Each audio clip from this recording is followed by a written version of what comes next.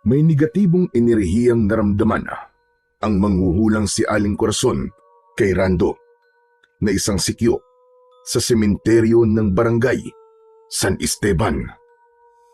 Isa raw itong nagbabantang malakas at mapanganib na enerhiya. Sa tulong din ni Aling Corazon ay napag-alaman niyang may taglay pala siyang mutya. Mapapaharap daw si Rando sa mga elemento ng dilim ayon pa kay Aling Corazon. Ngunit kung anong mga elemento ay hindi pa niya alam. Dalawang tao ang pinaghihinalaan ni Rando na kinakapitan ng kapangyariang itim. Hindi niya alam kung sino kina Kapitan Tonyo at sa sepulturerong si Mang Nardo. Hanggang sa may nagsipagbangong mga bangkay sa sementeryo isang gabi. Mga mababangis at hindi pangkaraniwang mga amalanhig. Paano kaya mapoprotektahan ni Rando ang buong baryo laban sa pagsalakay ng mga amalanhig na yun? Magtatagumpay kaya siyang malupig ang mga ito, lalo na ang pasimuno ng lahat na siyang nagtataglay ng malakas na kapangyarihang itim. Tungayan natin ang maaksyong kwentong ito na kapupulutan ng aral sa buhay. Ngunit bago po ang lahat, huwag po nating kalimutang mag-subscribe at i-hit ang notification bell sa aking YouTube channel na The Voice Addict at Apong Isaac para sa mas marami pang makapanindig balahibong kwentong aswang at katatakutan mula sa mundo ng kababalaghan. Umpisahan na po natin ang kwento. Isang maaliwalas na umaga ng Martes sa sementeryo ng barangay San Esteban. Unang araw roon ng 40 anyos na si Rando bilang sikyo.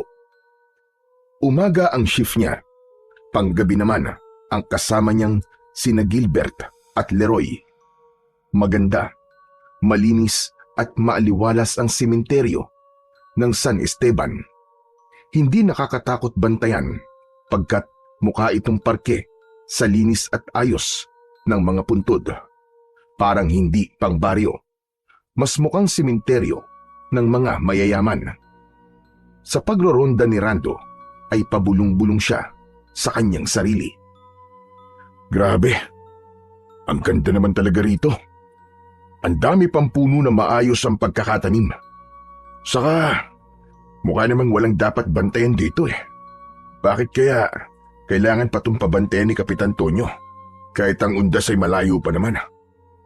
Nakapagtataka lang. Ano kaya ang meron?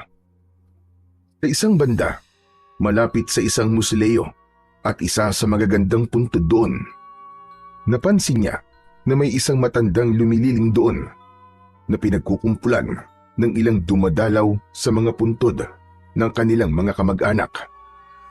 Naisipan niyang makiisyoso at baka kung ano ang ganap doon. Baka may pasikretong bintana ng ipinagbabawal na gamot ay kailangan niyang gumawa ng aksyon. Aba, narito rin na siya tiyo. Halika iho, at baka gusto mo rin silipin ko ang mga guhit ng palad mo. Kung gusto mo, ay pwede ko ring alamin ang enerhiyang kumakapit sa pagkatao mo. Isa palang mangungula ang mga nasa 60 anyos na matanda. Kaya pala, nababalot ng malapad na kulay itim na panyo ang kulubot nitong noo. May disenyong mga bituin, buwan at araw ang itim na panyong yun. Sa unang tingin ay hawig ng matanda si Apo Wangod. Mas bata lang itong tignan.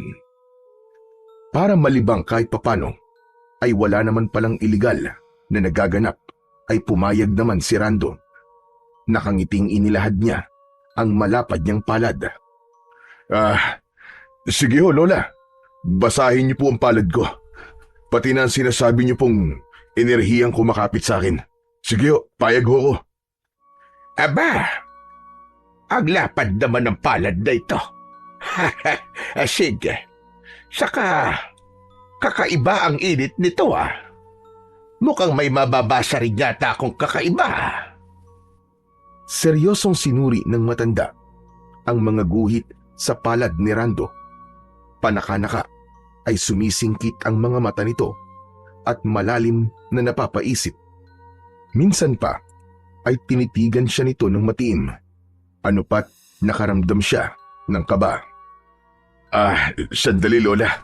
Parang nakakakaba naman po kayo. Anong nababasa nyo? Sandali lang.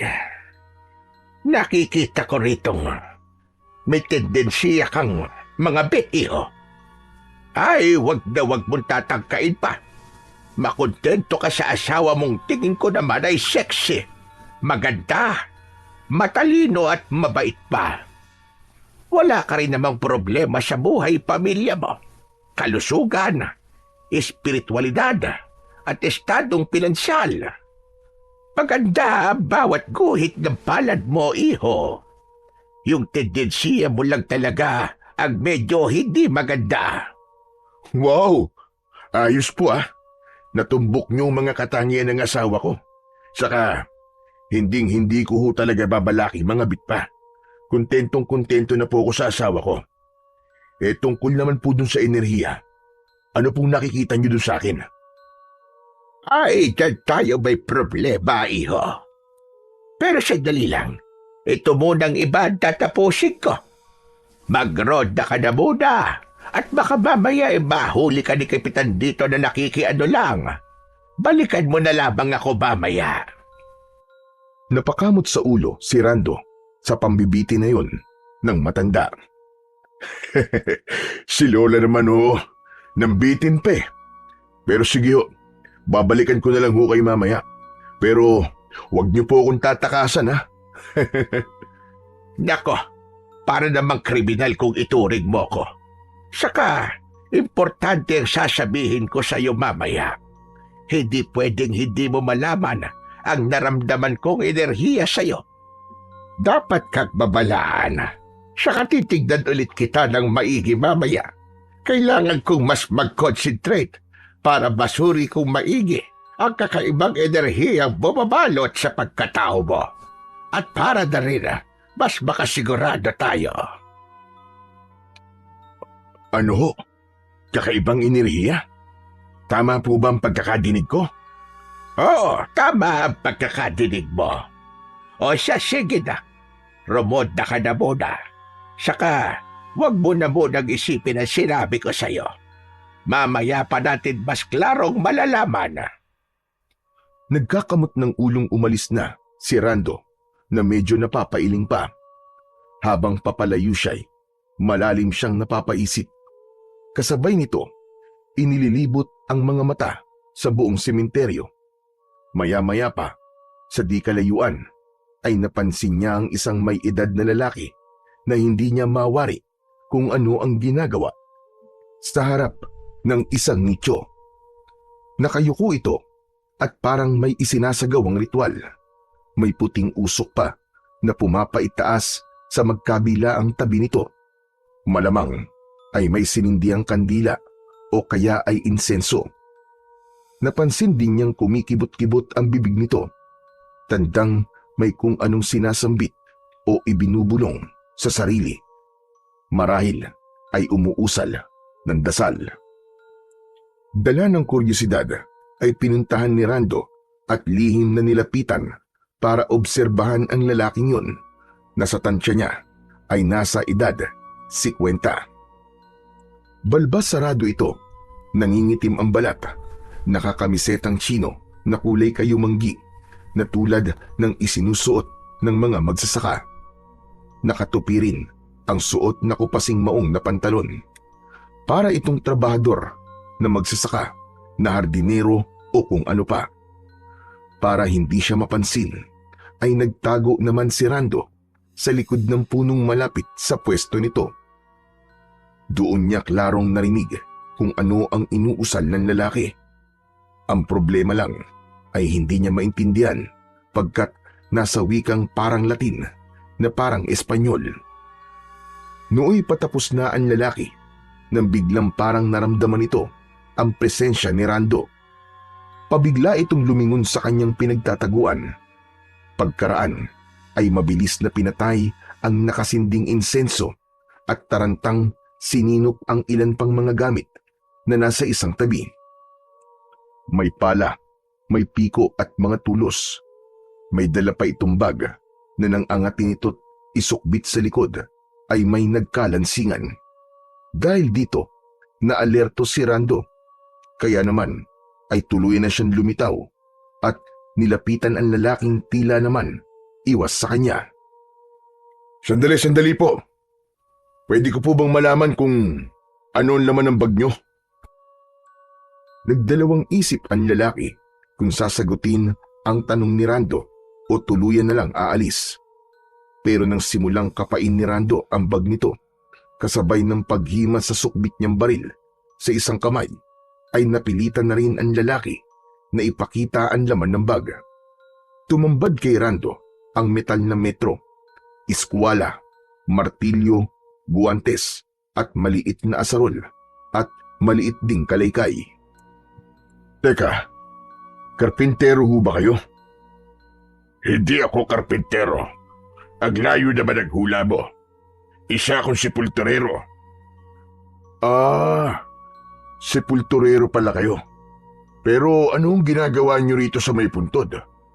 Kaanak niyo ho bang namatay dyan? Wala ka na ron. Hindi mo na trabaho ang alamin pa kung anong ginagawa ko. Sepulturero ko. Sekyu ka. Magkaibang trabaho natin. Aha, sabagay po. Isipin ko na lang po na kaanak nga po niyo itong nasa puntod. Saka, bakit mag-isa lang ho kayo? Saka, mukhang wala naman pong bagong ililibing ah. Galing ako sa sementeryo sa kabilang baryo. Dumaan lang ako rito para mag-alay ng dasal. O ano, may tanong ka pa ba? Kung wala na, iaalis na ako. Marami pa akong gagawin. Napakamot naman ng ulo si Rando dahil sa tila yamot na ugali ng kaharap. Ang alam niya, kapag ang isang tao ay iritable, may malalim itong problemang kinakaharap o may mabigat na pinagdadaanan. Sige ho. Wala na po akong tanong. Ay, pero sandali lang ho.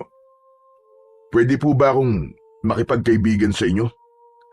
Wala po akong ganong kakilala rito eh. Bago pa lang po ako rito sa baryo nyo. Ako nga ho pala si Rando. Kayo ho? Bagong sekyu ka lang pala rito. Ako naman si Nardo. Kamag-anak mo ba si Kapitan Tojo? Bali malayong kamag-anak po. Pero hindi po ako ganun kalapit sa kanya. Bakit to? May problema ho ba kayo kay Kapitan? Wala naman Pero binabalaan kita. Kilalanin mong maigi si Kapitan. Hindi sa sinisiraan ko siya sa'yo. Pero magtandaan nung nagpapadala sa kabaitan o kabutihan loob niyang pinapakita sa'yo. Alam mo naman ang panahon ngayon, maraming mapagkunwari. Kilala mo man o hindi. O siya, aalis na ako. Hanggang sa muling pagkikita. Sige ho, Mang Nardo. Ingat ho kayo. Nang makalayo ang sepulturero, ay malalim na pinag-isipan ni Rando ang paalala nito tungkol kay Kapitan Tonyo. Hindi pa talaga niya ito lubusang kilala at kanina'y para bang iritable ang lalaki nang banggitin ito ang pangalan ng kapitan. Mukhang may dapat siyang malaman. Binalingan din ni Rando ang puntod na dinasalan ni Mang Nardo. Binasa niya ang pangalang nakasulat sa lapida. Kanina'y may markang itinatak si Mang Nardo sa gilid nito. Kinaskas na 2 tatsulok na baligtaran. Hinipo pa ito ni Rando at nooy parang biglang bumigat ang pakiramdam niya. Pero agad ding nawala matapos niyang mahipo yun.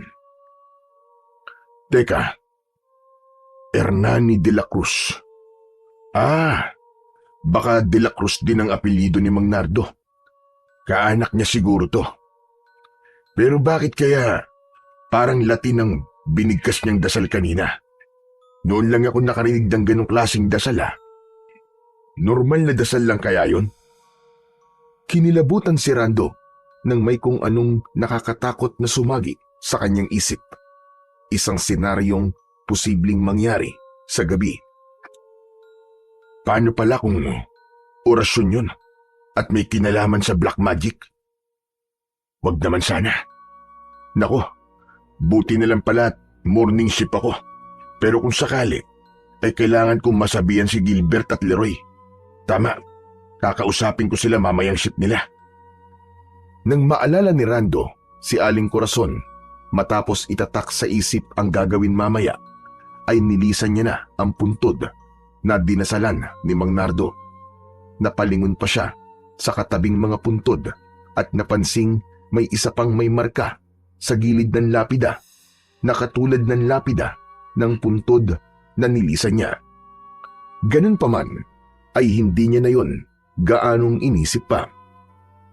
Habang naglalakad ay inisa-isa niya ang mga puntod at iniiskan ang mga taong dumadalaw sa paligid. Hanggang sa mamataan niya si Aling Corazon na sumasalubong sa may pathway. Hinawayan siya nito at sumenyas sa kanya papunta sa pasadyang mga upuang semento roon na nilililiman ng mayabong na puno ng umbrella tree. Natapos din ang mga makukulit na nagpatingin sa akin kanina sa may busileyo. Awa ng Diyos, ay wala naman akong nabasahan na hindi maganda ang guhit ng palad. Wala ring may negatibong enerhiya bumabalot sa kanilang pagkatao. Nako, mabuti naman po kung ganun. Nanang, ituloy na po pala ninyo yung sinabi nyo sa akin kanina. Excited na rin po talaga akong malaman eh. O siya, sige. Akin na nga ulit yung kamay mo. Babasahin at pakikiramdaman ko ulit kung sakaling may hindi ako nakita kanina. Kung bakit naman kasi ikaw lang ang medyo may alanganin akong nakita at naramdaman. Alam mo, kanina talaga ay kinabahan ako sa iyo dahil sa negatibong enerhiyang kumakapit sa iyo. Ako rin naman kinabahan din. First time ko po talaga yun na may bumasa sa palad ko. Kumbaga virgin pa po ang mga palad ko. Hay nako, ano ba naman yung joke mo? Virgin na, tapos ganito naman, alanganin. Matanong pala kita, naniniwala ka naman ba sa mga tulad kong nakakabasa ng kapalaran sa pamamagitan lang ng guhit ng palad at nakakaramdam ng kakaibang mga enerhiya sa paligid? Tatapatin ko kayo, Nanang. Sa totoo lang po, ay hindi ko pa alam kung maniniwala ba ako sa inyo o hindi. Depende po siguro kung magkakatotoong sasabihin nyo sa akin tungkol sa kakaibang enerhiyang nararamdaman nyo na sabi nyo nga ay kumakapit sa pagkatao ko. Pero kanina natumbok nyo mga katangian ng asawa ko, ay masasabi ko pong 50% na po akong naniniwala sa inyo. Ayos yan. Pero sasabihin ko sa iyo, ako rin ay hindi naniniwala dati sa mga katulad ko.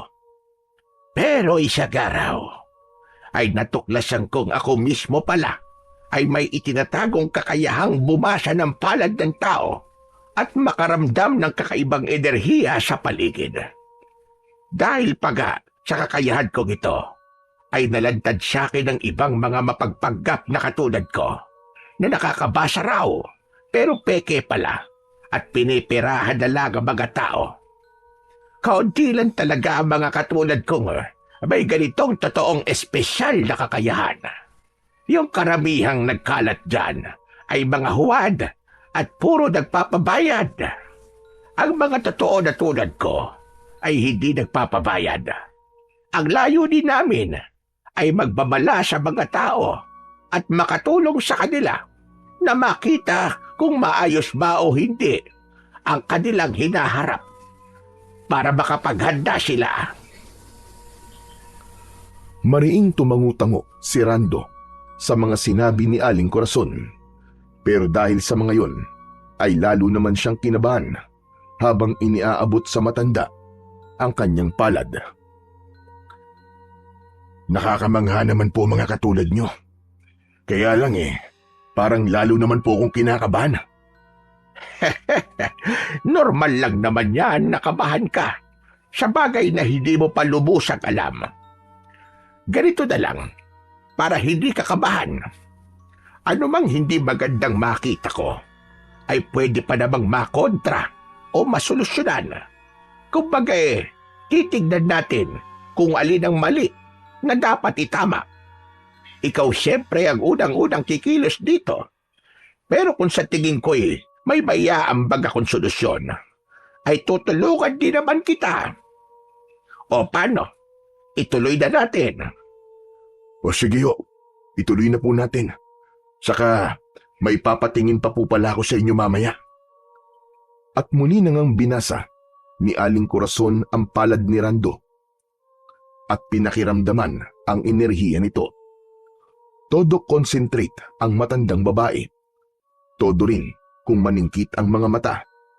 Paminsan-minsan ay napapakibot pa na para bang nabibigla sa kung anumang nababasa o nararamdaman.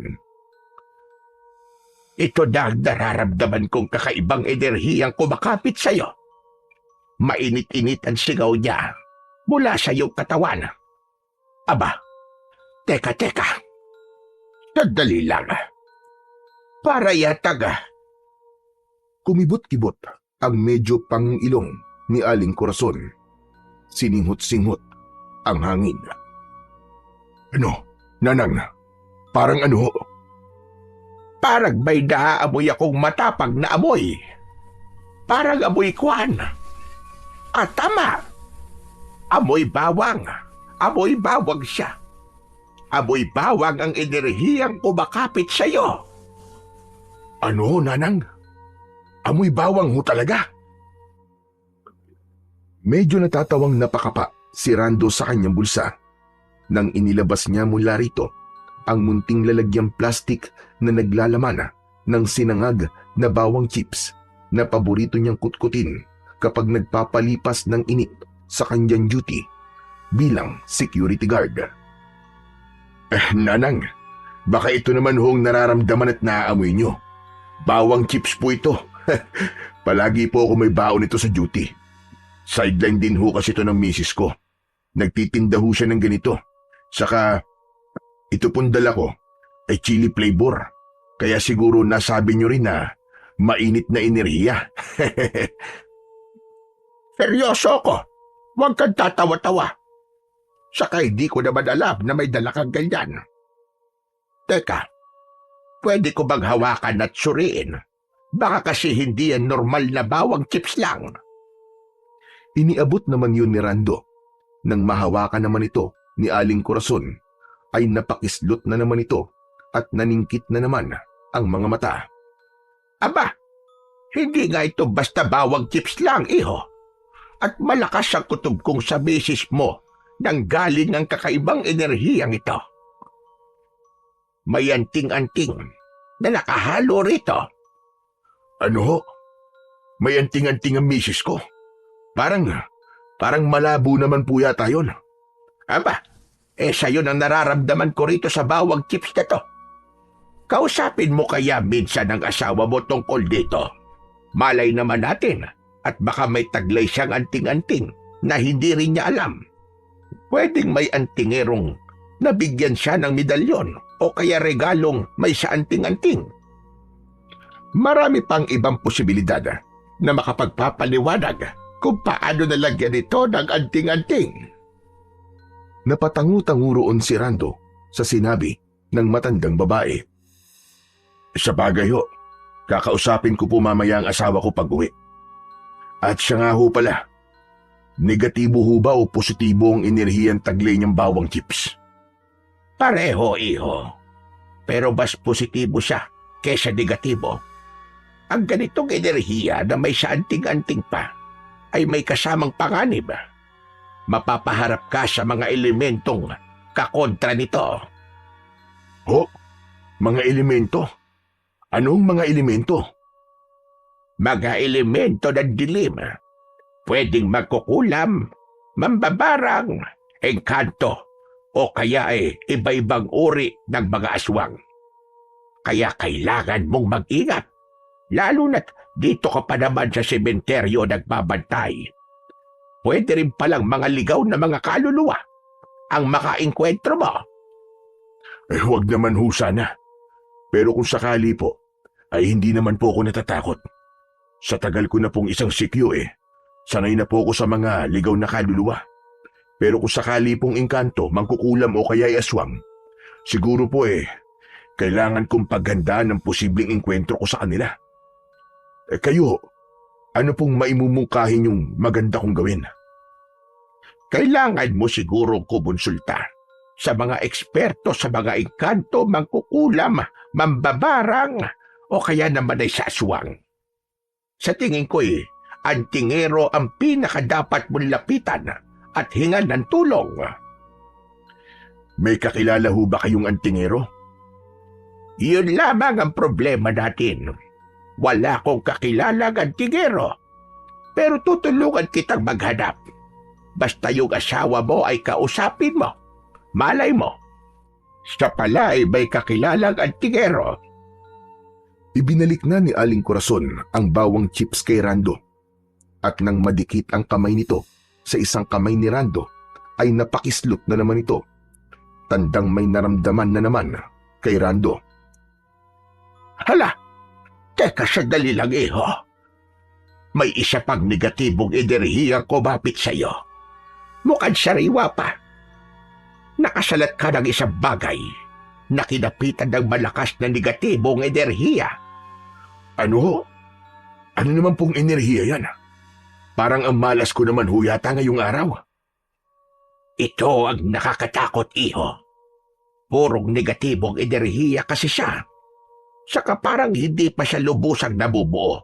Kumbaga nagbabanta pa lamang siya. Bumubuelo, kumbaga. Saan ko naman ho kaya nakuha yan? Abay, alalahanin mo kung ano-ano ang mga bagay na nahawakan mo kanina.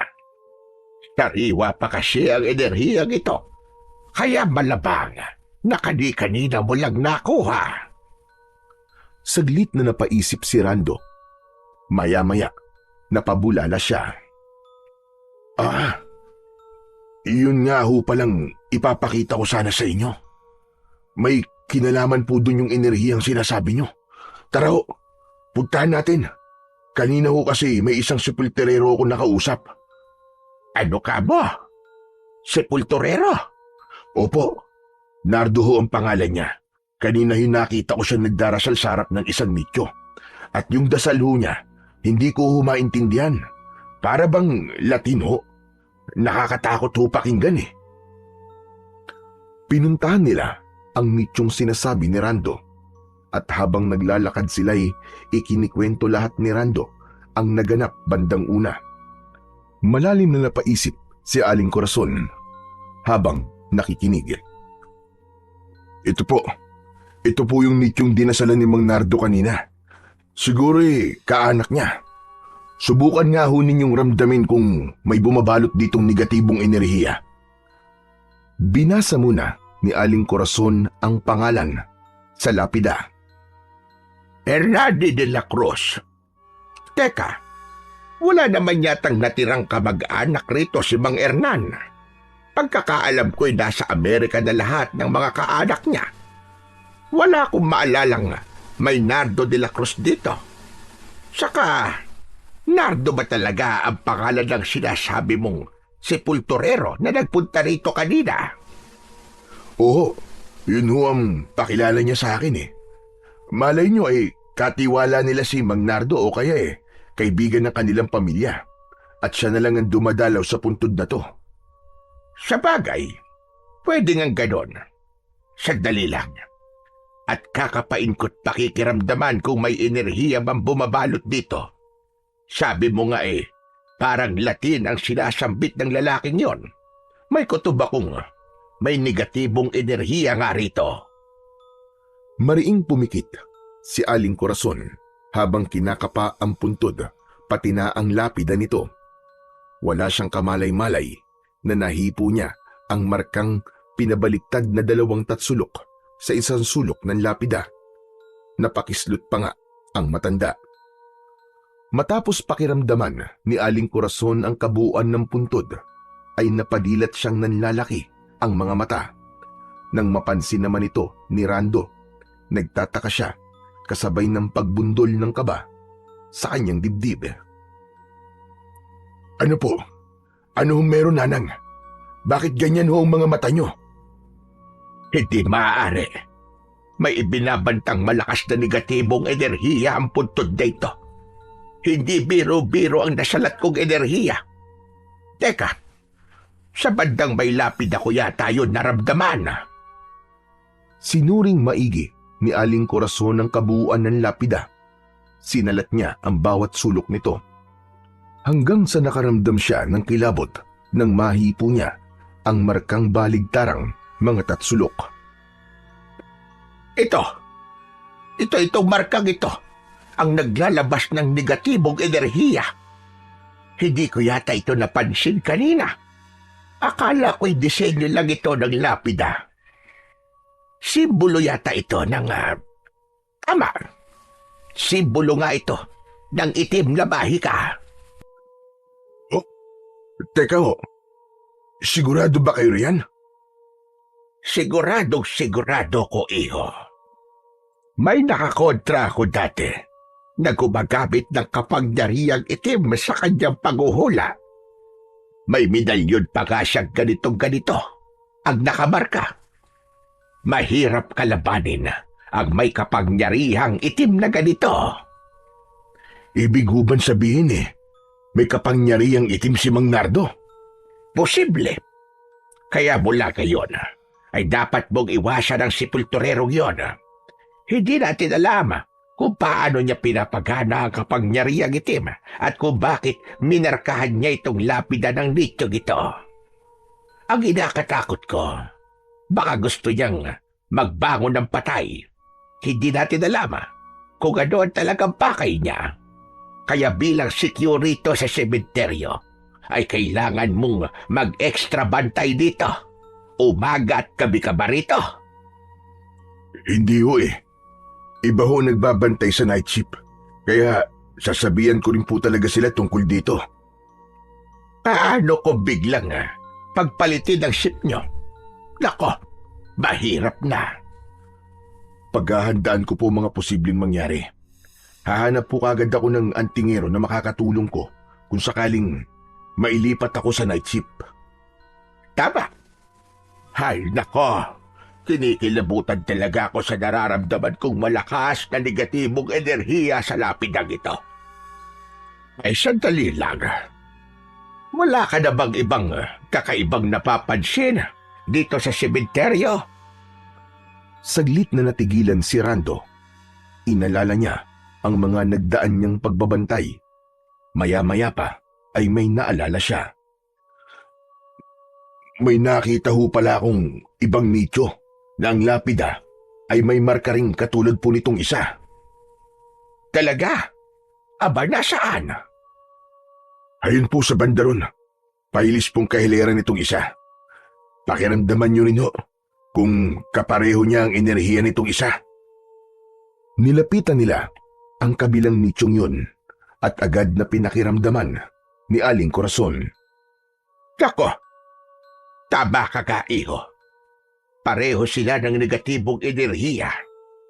Hindi maganda ito. Mukhang may iba pang namarkahan din ng ganito. Teka, tingnan natin ang iba. May kailangan akong kumpirmahin. Nagtulong ang dalawa na maghanap ng iba pang namarkahan din ng 2 baligtarang tatsulok o hugis bituin na may 6 na sulok. Kada may mahanap sila'y ikinokonekta nila sa mga dati na nilang nahanap hanggang sa wala na silang mahanap. Sinasabi ko na nga ba, may pattern ang pagkakamarka sa mga lapida. Konti na lang ang mamarkahan at makukumpleto na ang katulad ng markang nasa mga lapida. Ang bituin ng kapangyarihang itim. Ano ho, Aling Corazon? Bituin ng kapangyarihang itim? Patay. Baka yan po ang dahilan kung bakit pinababantayan dito ng kapitan. Oo nga, no? Ngayon ko lang naisip kung bakit mahigpit ang seguridad dito ngayon ni kapitan. Mukhang may inililihim siya sa baryo. Aha. Minsan nga rin ay sasadyain ko siyang pakiramdaman. Ay, ganito pala, iho. May naisip ako. Ewan, pero malakas ang kutob kong parehong may kinalaman dito si Kapitana at yung Nardo na si Pultorero. Posible rin may mga patay dito na sangkot. Pareho po pala tayo na naiisip. Balak ko rin nga hong makipagkaibigan kay Mang Nardo eh. Tingin ko ho kasi ay may malalim na pinag-uugatan ang pagiging iritable niya. Saka binalaan din ho niya ako tungkol kay Kapitan. Kita mo na? May dapat talaga tayo malaman tungkol kay Kapitan. Ako nang bahala kay Kapitan. Ikaw naman ang kay Nardo. Sobrang mag-iingat ka nga lang sa kanya. Huwag mo rin kalilimutang kausapin ang asawa mo tungkol dyan sa bawang chips mo. At yung mga kasamahan mong nakatoka sa gabi, balaan mo rin sila. Opo, gagawin ko po talaga lahat yan. O siya, habang maaga pa kailangan na nating kumilos kagad. Sabi ko nga, ay hindi biro-biro ang nagbabantang enerhiya sa sementeryong ito. Pupunta kagad ako sa Barrio Hall. Tsitsimpuan ko si Kapitan. O paano? Magkita na lang ulit tayo kapag may nasagap na ako mula kay Kapitan. Sige ho, mag-iingat po kayo sa lakad nyo. Ay, oo nga ho pala. Ano ho bang pangalan nyo? Ako nga ho pala si Rando. Kayo po? Pambihira ka. Nabanggit ko na sa iyo ang pangalan ko. Corazon. O paano? Maiwan na kita, Rando, ha? Hihingi pa sana ako ng bawang chips mo eh. Kaso wala kang magiging proteksyon. Baka babaya biglang magising ang negatibong enerhiyang nakatulog pa sa ngayon sa sementeryong ito. Bigyan mo na lang ako siguro sa susunod. Huwag ho kayong mag-alala. Bibigyan ko po talaga kayo sa susunod. Tuluyan ang naghiwalay ang dalawa. Naiwan si Rando na malalim na napapabuntong hininga habang tanaw ang kabuuan ng sementeryo. Hindi niya akalaing ang kakaibang ganda ng sementeryo ay nababalot pala ng nakaambang panganib. Hindi pala biro-birong pagbabantay ang kailangan niyang harapin. Nang sumapit na ang kinahapunan ay dumating na ang papalit sa kanya para sa night shift. Ngunit napansin ni Rando na mag-isa lang ang 38 anyos niyang kaibigan na si Gilbert. O buddy, bakit mag-isa mo lang dumating dito? Nasa si Leroy? Nako may emergency daw sa kanila eh. Kanina lang, manganganak na raw ang misis niya. Nagpasabi siya sa akin na kung pwede, ay ikaw na raw muna ang pumalit sa kanya ngayong gabi. Iista mo raw ang gabing ito at ikakaltas daw niya sa sahod niya at ibibigay daw niya sa'yo. Tinawagan na raw niya ang misis mo at nakapagpaliwanag na yun nga, straight hanggang night shift ka ngayon. Kung gusto mo, para mas makasiguro ka, tawagan mo ngayon ang misis mo.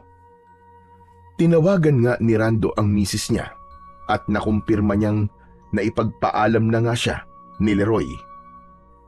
Grabe naman to. Akala ko pa naman makakapagpahinga na ako mamaya. May importante pa sana akong sasabihin kay misis . Ay nako buddy, ganyan talaga ang magkakabady. Kailangan din na magdamayan paminsan-minsan. Pag ikaw naman ang nasa emergency, kami naman ang sasalo sa ship mo. Sa laki ng katawan mong yan manilang sa'yo ang dumiretso sa night shift. Ano pa nga ba ang gagawin ko? Siguro pwede ko namang sa tawag na lang sabihin kay Mrs. ang kailangan kong sabihin sa kanya. Aba, buddy, bakit? Importante ba sana yung sasabihin mo? Mamaya mo malalaman. Makinig ka na lang mamaya sa usapan namin. Kapag narinig mo agad ngayon, ay baka matakot ka at hindi ka na makapag-concentrate sa pagbabantay mo rito sa sementeryo. Sira ulo, kailan pa ako nagkaroon ng kinatatakutan? Sa tagal ko ng palaging night shift sa pagsisikyo manhid na ako sa mga multo-multo o engkanto. Hindi uubra sa akin yung pananakot mo, buddy. Talaga lang ha? Sige, mamaya makapaghapunan ako, ay sasabihin ko na rin sa'yo kung ano ang nangyayari sa sementeryong ito na binabantayan natin. At siya nga pala, dinalhan mo ba ako ng mahahapunan ko? Oo, sinagot na nga ni Buddy Leroy. Heto nga likyong manok with sarsa, kanin at Mountain Dew. San Miginkan pa. Sana nga para sa ating dalawa kaso nalimutan niya Saka na lang daw, i-blow out na raw niya tayo paglabas ng misis niya. Iba rin talaga ang body natin, no? Paano? Ikaw na muna magbantay rito at maghahapunan lang muna ako. Nakapaghapunan ka naman na siguro. Doon muna ako kina Kapitan. Malapit lang naman dito ang bahay nila. Sasabihin ko na rin sa kanya na ako ang pansamantalang pumalit kay Leroy. Sige lang, buddy. Basta wag ka magtatagal doon Samahan mo kagad ako rito. Mahirap pang mag-isa lang sa gabi. Alam mo naman ang panahon ngayon. Mas nakakatakot pa ang mga taong masasamang loob kaysa sa mga multo. Sa bahay naman ng 55 anyos na si Kapitan Tonyo, nang naroon na si Rando, ay ganito naman ang eksena matapos niyang makapaghapunan doon at matapos din niyang ipaalam dito ang tungkol kay Leroy. Siya nga pala, Rando. May napapansin ka bang sepulturero na aali-aligid doon sa sementeryo? Ho? May nakausap po kong isang sepulturero kanina, Kapitan. Si Mang Nardo ho. Mataan yung maigi ang isang yun. Lalo na ngayong gabi. Wala akong tiwala sa sepulturerong yun. Baka nakawa ng mga bagong libing o kaya kung ano-ano pa ang gawin. Mag-iingat din kayo sa taong yun. Iwasan nyo kapag nakikipagkaibigan sa inyo. Mahahawaan kayo sa kanyang kabalasan. Habang nagsasalita ang Kapitan, ay pasimpleng inoobserbahan ni Rando ang ekspresyon ng mukha nito, pati na ang body language nito. Naalala rin niya kung paano naman siya balaan dati ni Mang Nardo tungkol naman kay Kapitan. Halos pareho lang ang mga ito ng ekspresyon ng muka at body language. Pakiramdam niya ay may kung ano sa pagitan nilang dalawa. Kapitan, matanong ko lang ho. Huwag sana ninyong mamasamain. Isa po ba si Mang Nardo sa mga dahilan kung bakit maigpit po ang pagpapabantay niyo sa sementeryo? Saglit na natigilan si Kapitan Tonyo. Tinensya muna nito si Rando at tila nag-iisip kung ano ang isasagot. Oo, isa nga siya sa pinakadahilan. Alam kong wala ka pang gaanong alam dito sa baryo namin. Pero sigurado naman nabalitaan mo na yung may namamataan daw ang ilan sa mga kababaryo ko sa gabi na para raw nakita nila ang kanilang namatay na kaanak na lumilibot sa gabi. Nang i-check daw nila ang puntod ng namatay, ay may nakita raw silang parang uka na muli lang inayos. Namamataan din daw nila si Nardo na may kung ano-anong nityong dinadasalan. Kaya para mas makasiguro kami, ay minabuti kong pabantayan ang sementeryo. Kaya inarkila ko kayo. Si Rando naman ang natigilan sa kanyang napag-alaman. Ang totoo'y wala talaga siyang ideya sa mga nangyayari sa baryo. Ibig niyo po bang sabihin, Kapitan, bumangon ng patay at naglibot sa baryo? Ganun na nga, Rando. Kaya pati mga tanod ko ay pinapalibot ko na rin sa buong baryo sa gabi. Sila rin kamuntikan ng salakayin minsan ng mga yon na hindi namin maintindihan kung multo ba o talagang bangkay mismo na bumangon. May nakapagsabi na baka amalanig daw. Pero napaka-imposibleng magkaroon ng amalanig dito sa lugar natin. Nandito tayo sa Luzon at wala naman tayo sa Kabisayaan o Mindanao kung saan lang naman talamak ang mga amalanig. Isa pa'y walang may lahing amalanig dito. Kilala ko ang lahat ng taga rito sa baryo. Ni walang dayo na nagbuhat sa Visayas o Mindanao. Anong sabi niyo, Kapitan? Amalanig? Paano po kung amalanig nga? Tsaka, base na rin po sa mga sinabi nyo tungkol kay Mang Nardo, malamang na siya nga po ang dahilan ng pagbangon nila. Imposible. Paano naman magkakaroon ng ganong kakayahan ng Nardong yun? Aba, malay ho natin kung may malalim siyang dahilan. Saka, alam niyo ho bang... Saglit na nagdalawang isip si Rando kung sasabihin ba niya sa kapitan ang natuklasan nila ni Aling Corazon o hindi muna. Sa huli ipinasya niyang wag na lang munang sabihin. Ang rason niya'y baka hindi pa nalapitan at napakiramdaman ni Aling Corazon ang kapitan. Makakatunog ito kapag ikikwento niya ang mga natuklasan nila tungkol kay Mang Nardo. Alam ko kung ano. Huwag mong sabing nakakausap mo ang Nardong yun. Sinasabi ko sa iyo, Rando, huwag na huwag kang makikipaglapit sa taong yun. Huwag na huwag kang maniniwala sa kahit na anong sasabihin niya. Ni hindi mo kaano-ano yung tao. Sa akin ka mas maniwala dahil malayong magkamag-anak tayo. Napatangu-tangu na lamang si Rando. Pero sa isip niya'y may kutob siyang unti-unting nagiging solido. Sigurado siyang meron ngang sikreto sa pagitan ni Mang Nardo at ni Kapitan. At para mas makumpirma niya, talagang kailangan niyang makipaglapit at makausap si Mang Nardo. Naniniwala siyang may malalim talagang dahilan kung bakit sinusubukan itong magpabangon ng mga patay sa sementeryo. Kapitan, ano palang apelyido ni Mang Nardo? Pwede ko hubang malaman? Rudis. Rudis ang apelido niya. Bakit mo pala natanong? Wala naman ho. Akala ko po kasi De La Cruz. Mali po pala ako. Siya nga ho pala, Kapitan. Tutal, tapos na po akong maghapunan. Baka pwede ko na hong balikan ang kasamaan ko sa sementeryo. Malamang kanina pa po yung naghihintay sa akin . Sige, mabuti pa nga.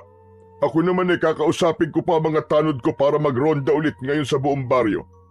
Kayo ng kasama mo bantayan yung maigi ang sementeryo ha. Ganitong gabi wag na wag niyong hahayaang may kahit sinong nakakapasok sa sementeryo. Kung may kahina-hinala kayong mamataan, ay wag kayong mag-atubiling paputukan sila sa kamay o kaya sa paa at i-report kagad sa akin. At lalo ninyong dapat pakabantayan si Nardo at baka sumisimple yun sa sementeryo sa gabi. Masusunod po, Kapitan. Sige ho, aalis na po ako. Nagmamadaling lumakad si Rando para balikan ang kabady niya na si Gilbert. Habang sa daan ay nakasalubong niya si Aling Corazon na nagulat pa nang makita siya. Rando, nandito ka pa. Hindi ba dapat nakauwi ka na ngayon sa inyo? Naku nagka-emergency Aling Corazon dun po sa isang kabady namin. Kaya po heto, mapapa-duty na naman ako ngayong gabi. Ay, ganun ba? O siya, may sasabihin pala ako sa iyo. Napakiramdaman ko na kanina si Kapitan. Sandaling luminga-linga sa paligid ang matanda. Pagkaraay, mabilis na hinila si Rando sa isang tabi na lingid sa mga taong nagdaraan. Tama ang hinala natin, Rando. Naramdaman kong may lihim ngang itinatago si Kapitan. Isang negatibong enerhiya ang taglay niya.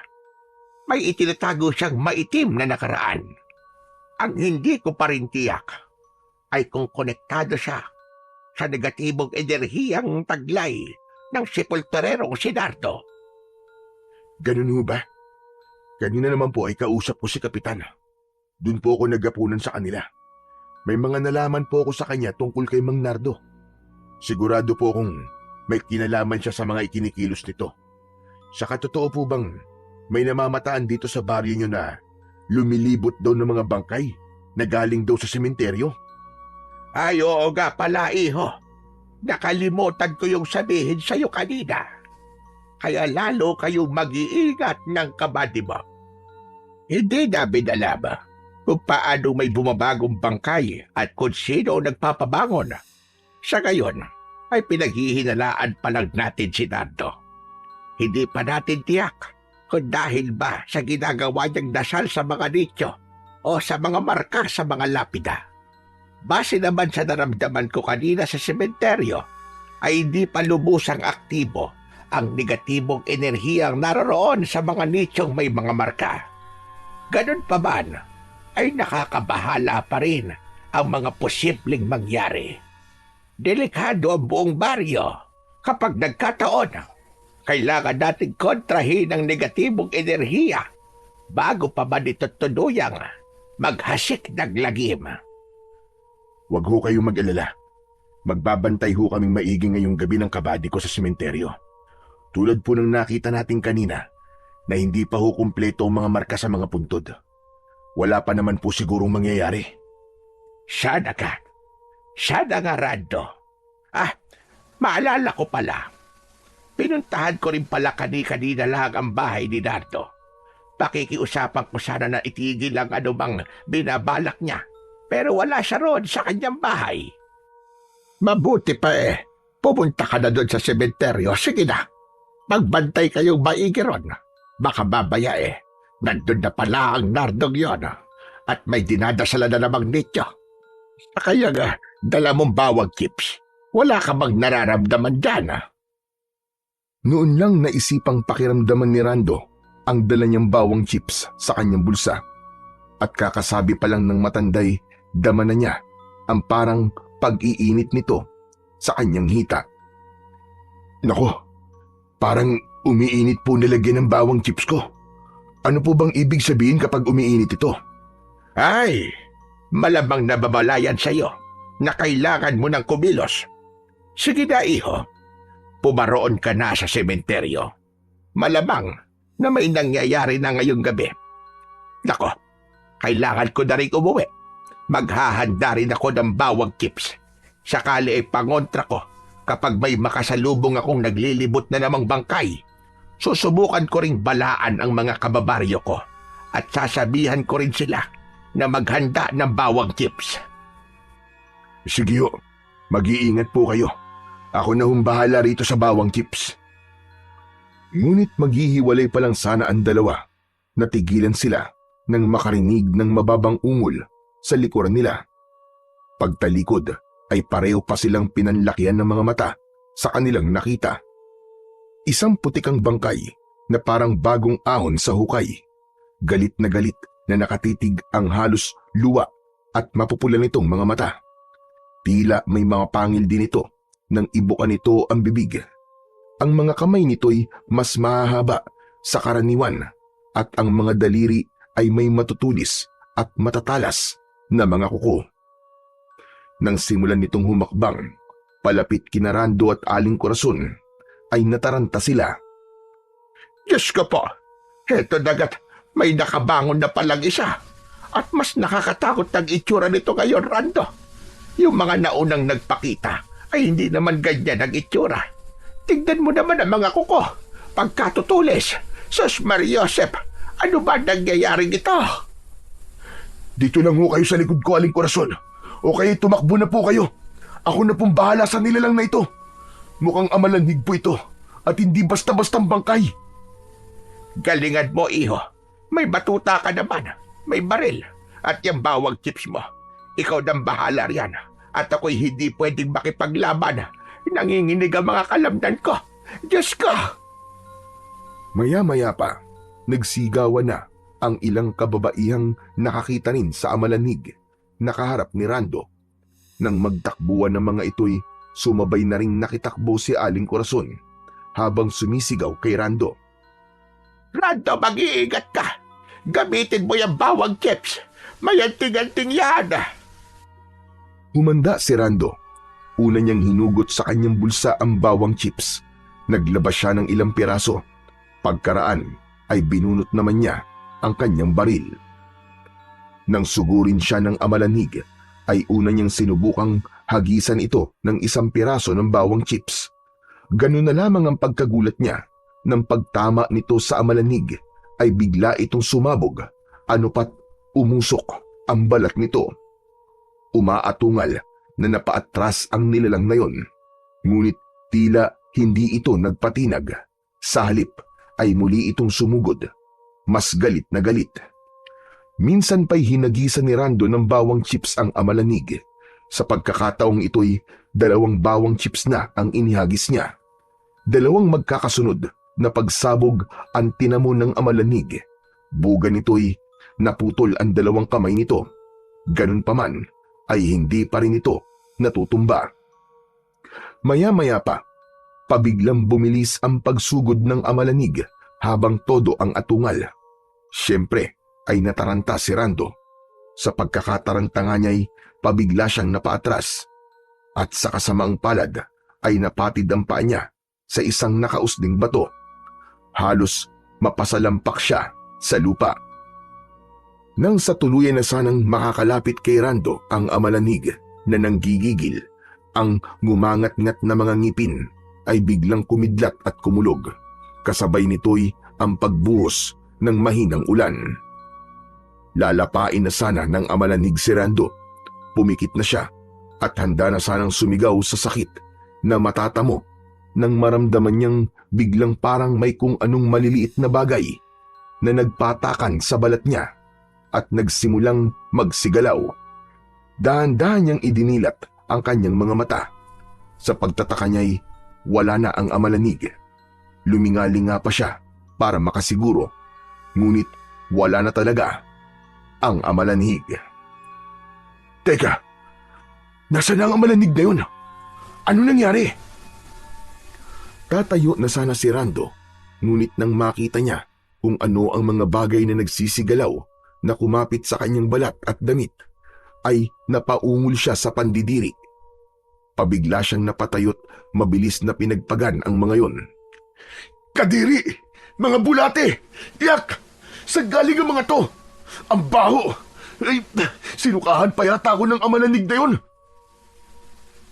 Nagsususuka si Rando sa labis na pandidiri, sa mapipintog, naninilaw at napakabahong mga bulating yon. Halos pati hinapunan niya bandang unay na isuka niya. Grabe! Akala ko'y katapusan ko na kanina. Pero suka lang ba talaga ng amalanig ang mga bulate? Imposible. Sobrang dami. Hindi kaya naging mga bulate ang amalanig na yun? Napatingala sa madilim na kalangitan si Rando. Nagsasalitan ang pagguhit at pagdagundong ng mahihinang mga kidlat at mga kulog. Dahil din kaya sa ulan? Saka bakit biglang umulan sa kalagitnaan ng tag-araw? Maya-maya, natigilan si Rando nang maramdaman niyang umiinit na naman ang bawang chips sa kanyang bulsa. Umusok pa man din ito.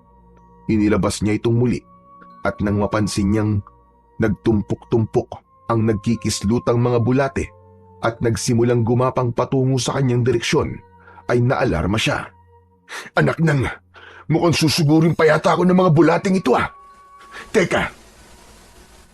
Naisipan ni Rando na hagisan din ng bawang chips ang tumpok ng mga bulate. Sa isang hagis niya'y umusok at sumabog ang mga bulating yon. Ngunit dahil sa dami ng mga ito'y umabot pa ng mga 5 chips bago tuluyang naubos ang mga ito. Napaubo na lang si Rando pagkatapos dahil sa mabahong amoy ng usok ng mga ito. Napakabaho talaga. Siguro yung mga uudyo ng amalanig kanina. Naku, teka. Kailangan ko na palang puntahan si Gilbert. Sigurado akong sasamantayin ng mga masamang loob na pumuslit sa sementeryo ngayong umuulan. Baka pati si Mang Nardo pumaroon. Pagdating ni Rando sa sementeryo, napansin niyang bukas ang gate na dapat sana'y nakalak. Bawat sikyo ay may tig-iisa namang duplicate key. Sinilip niya ang guard shed, pero mukhang wala roon si Gilbert. Nagtataka niyang inilak ulit ang gate at nilapitan ang guard shed. Walang ano-ano'y may narinig siyang kakaibang ungol, yung bang parang ungol ng may milagrong ginagawa. Nagmumula ito sa likod ng guard shed. Dahan-dahang pumaroon si Rando at laking gulat niya nang masaksihan niya ang ginagawa ni Gilbert. Nakababa ang pantalon nito at sa harap niya'y may isang binabaing nakaluhod at pabiling-biling ang ulo. Anak ng 7 kagaw naman oh. Anong klaseng kalibugan niyang, buddy? Pati ba naman yung pinatos mo pa? Sa kakala ko naman mahigpit ka nagbabantay dito. Ngunit sa halip na tumigil, ay ipinagpatuloy lang ng dalawa ang kanilang kamunduan. Sandali lang, buddy. Mamaya mo na ako kausapin. Malapit na ako. Mamaya mo na ako pagalitan. Ito na. Mariing napapikit ng kanyang mga mata at napatakip ng kanyang mga tenga si Rando nang malakas na umungol si Gilbert. Matapos naman yo'y agad tumakbo palayo ang bading na pakending-kending pa. Si Gilbert naman ay mabilis na nagbihis. Pagagalitan na sana ni Rando si Gilbert nang may mahagip ang kanyang mga mata sa di kalayuan. Doon sa mga nicho sa sementeryo, may tila nakasinding mga kandila roon na isa-isang namamatay dahil sa lalong paglakas ng ulan. Sa liwanag ng gumuguhit na ilang munting kandila ay parang may bulto ng tao na nakikita na nakatayo sa isang banda. Parang si Mang Nardo, ang usok ng namatay na mga kandila ay nagkalat sa palibot nito. Teka, may nakapasok sa sementeryo, buddy. Gawa ng kapabayaan mo. Mukhang si Mang Nardo pa. Lagot tayo nito. Ha? Bakit naman tayo malalagot?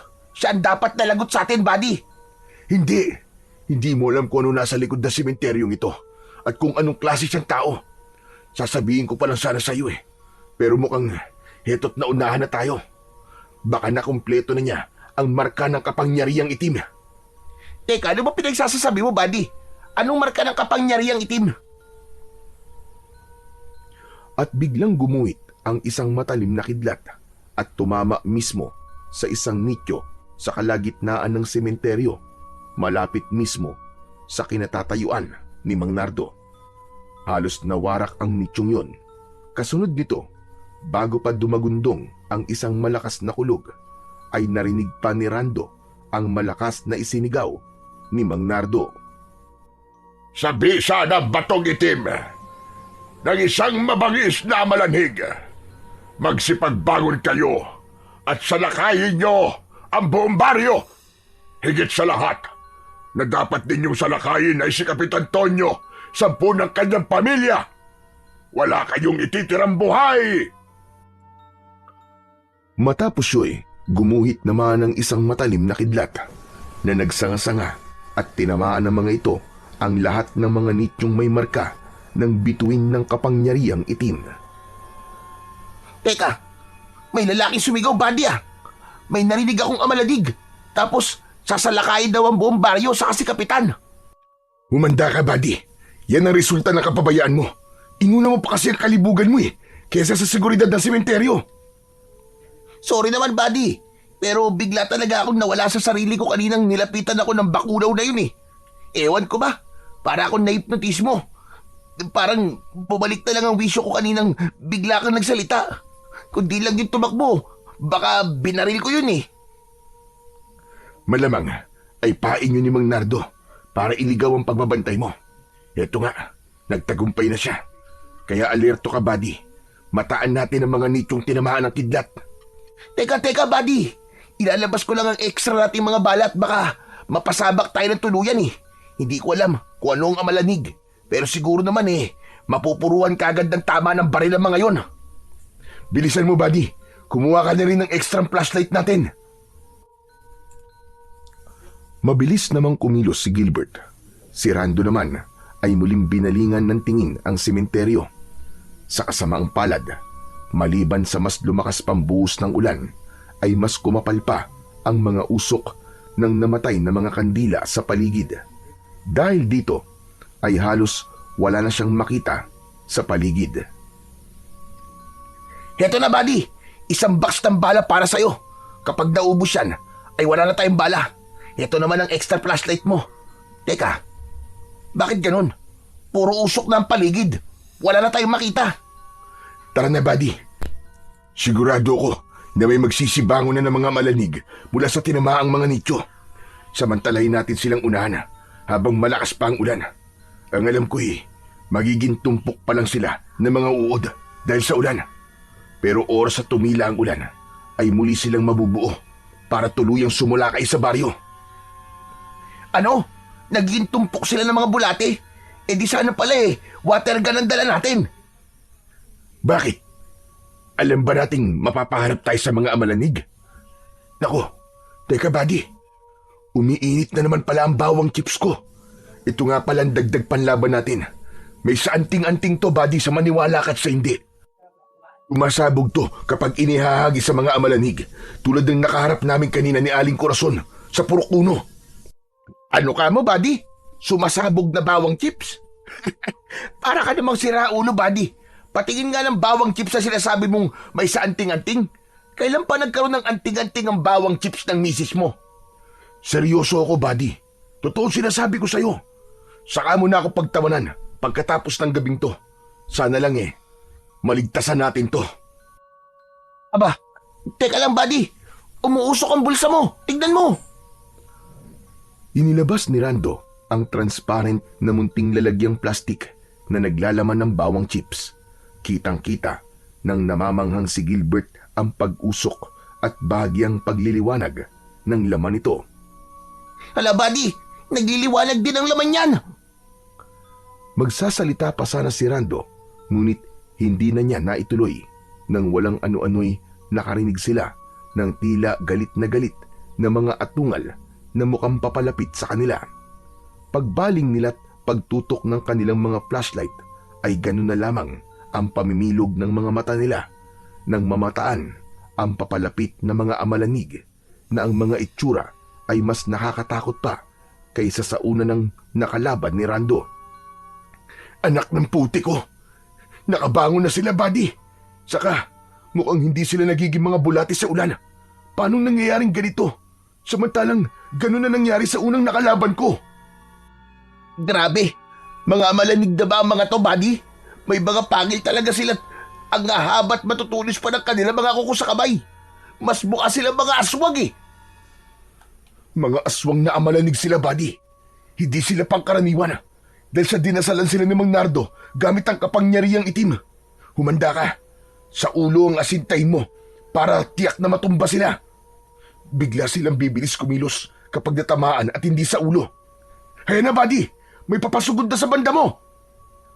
Nang tangkaing dukwangin ng isang amalanhig si Gilbert, ay kagad nitong binaril sa ulo.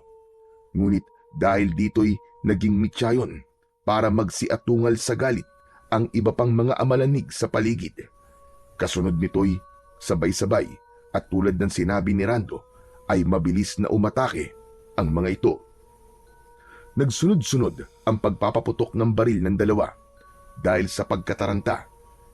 Nadadaplisan lang ang iba. Ang resulta, lalo pang bumilis ang kanilang pag-atake. Anak ko po, anak ng 7 kumag naman Lalo silang bumibilis Grabe, kinakabahan na ako. Mag-concentrate ka lang, buddy. Huwag ka nang dala ng data. Huwag mong hayaang makalmot o makagat ka at baka mahawaan ka nila. Sige, buddy. Pero yung bawang chips mo pala, bakit hindi mo pa gamitin? Tsumicempo lang ako, buddy. Saka hindi ko to pwedeng maubos kagad. Ito lang ang dala ko.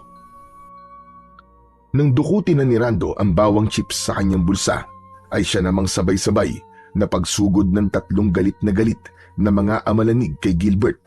Ang isa pa'y pabiglang lumundag, dahilan para ito at si Gilbert ay kapwa matumba at magpagulong-gulong sa lupang nagpuputik na. Buddy, tulong! Napakalakas pala nila! Tulungan mo ako! Dito na ginamit ni Rando ang bawang chips na nooy napansin niyang lalo pang nagliliwanag. Umalingasaw din bigla ang matapang nitong amoy. Ano pat nagsimula siyang layuan ng mga amalanig.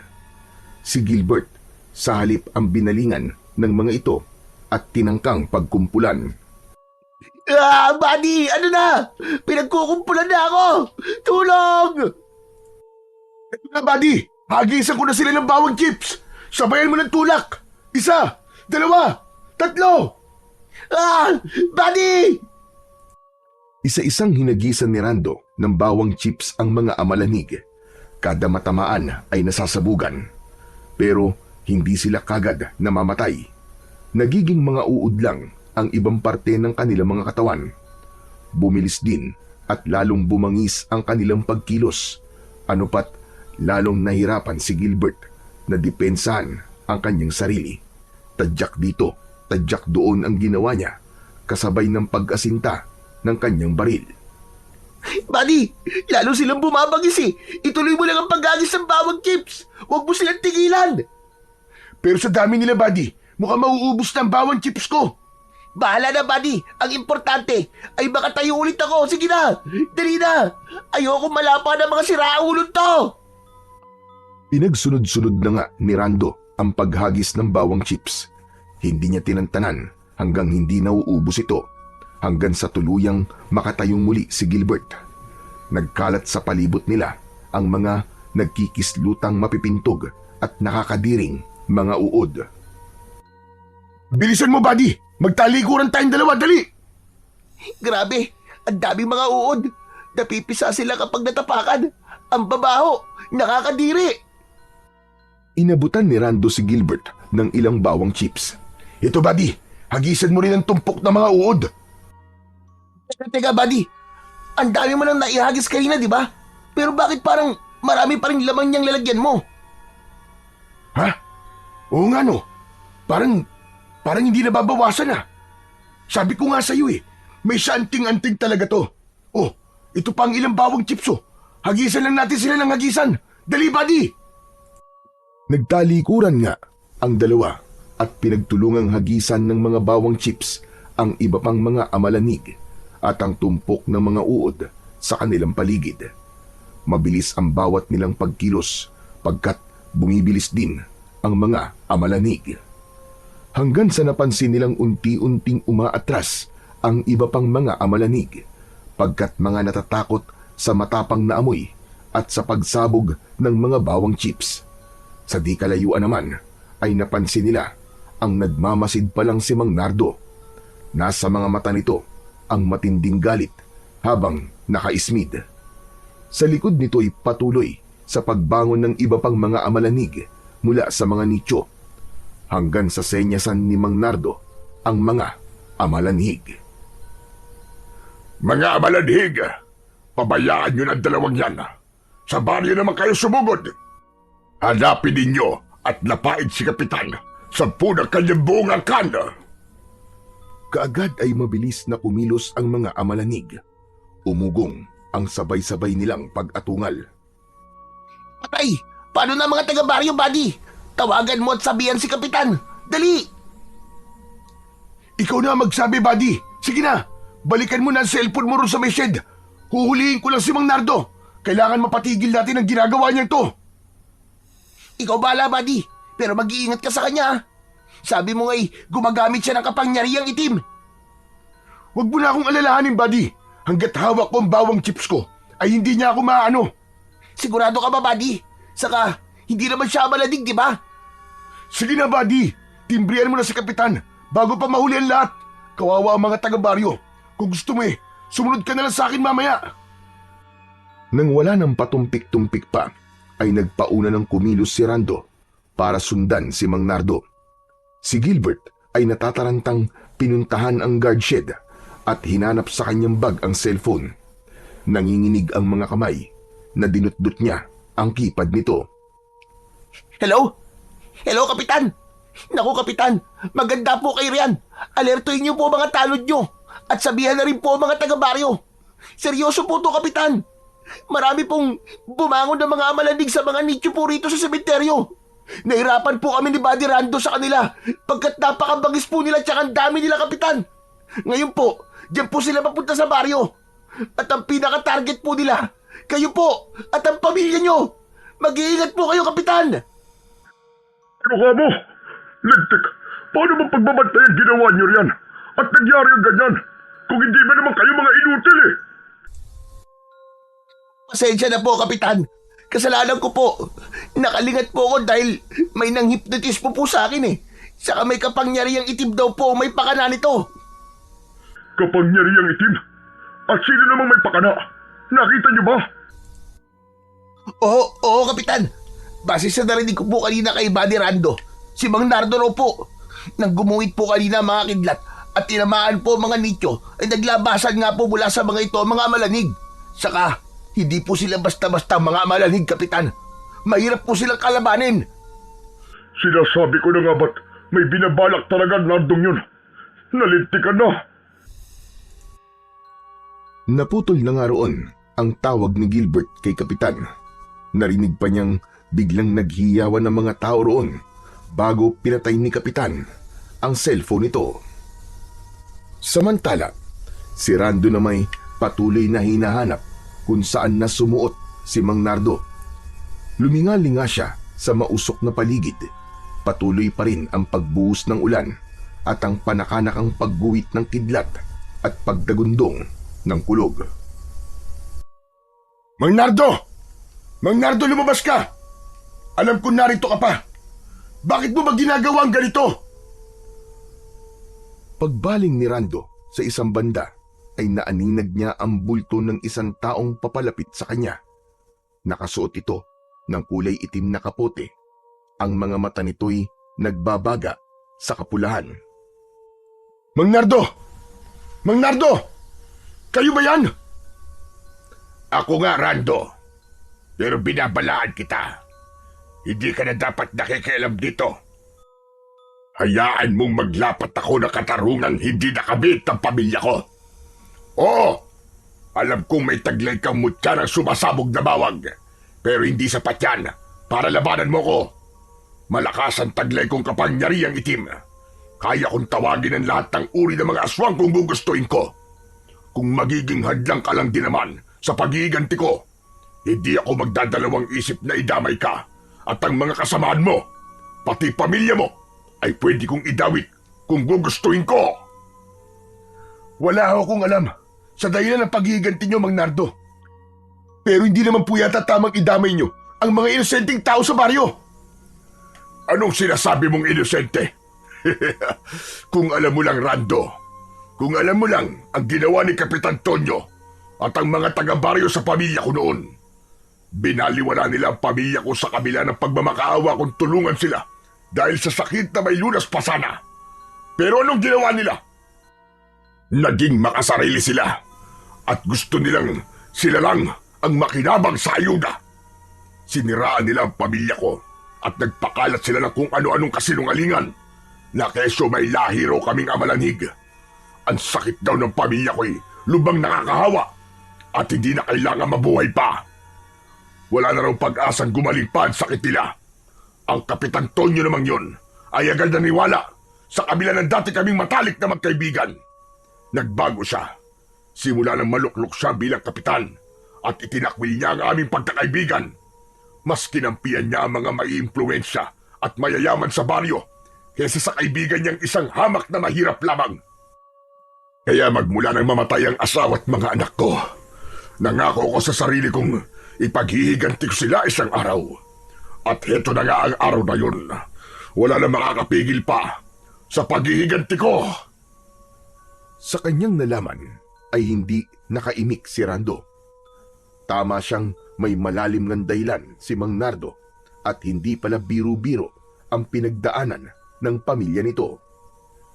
Kaya kung ayaw mo madamay, Rando, ay huwag mo nang tangkaing kalabanin pa ako. Matatahimik lang ako kapag naipaghiganti ko na ang asawa at mga anak ko. Huwag mo nang hayaang gamitin ko pa ang pinakamabagsik na enerhiya na taglay kong kapangyarihang itim. Hindi ko po kayo lalabanan, Mang Nardo. Pero hindi naman po ako makakapayag na pati mga inosente tulad ng mga bata ay madamay.